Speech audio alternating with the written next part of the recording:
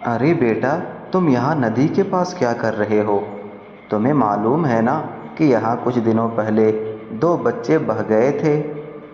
नदी का बहाव बहुत तेज़ होता है, इसलिए मेरी मानो तो घर चलो। और यहाँ रहना तो बिल्कुल भी ठीक नहीं। अरे पापा, वो सब मनगढ़ंत बातें हैं। यहाँ से कोई बच्चा नहीं बहा है। इस नदी में इतनी तेज पानी बहती ही नहीं। और फिर दोनों बाप बेटे घर चले जाते हैं।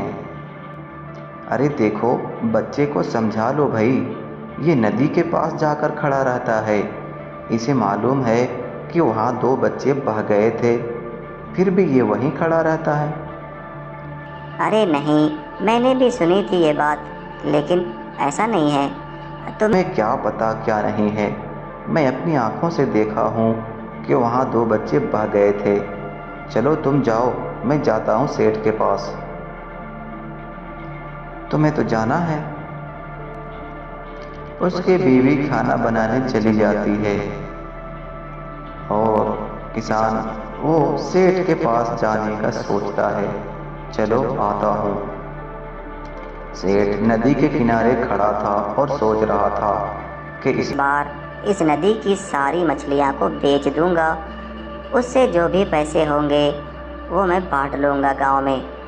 तभी किसान सेठ के पास आता है और कहता है, अरे सेठ साहब, आप यहाँ क्या कर रहे हैं नदी के पास?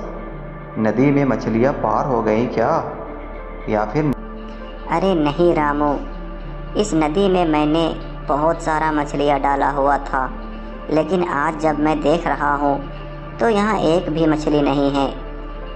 लगता है गांव वाले सारे मछली फंसा लिए हैं। अरे नहीं सेठ साहब, गांव वाले ने बिल्कुल नहीं फंसाया होगा।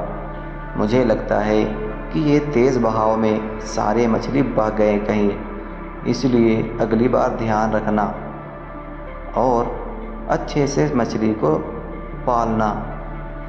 नहीं रमेश, मुझे लगता है कि ये गांव वालों की ही चाल है। ऐसा तो पहले कभी नहीं हुआ। वैसे चलो, तुम्हें पैसे देने हैं मुझे। तुम पैसे के लिए मेरे पास आए हो ना? चलो।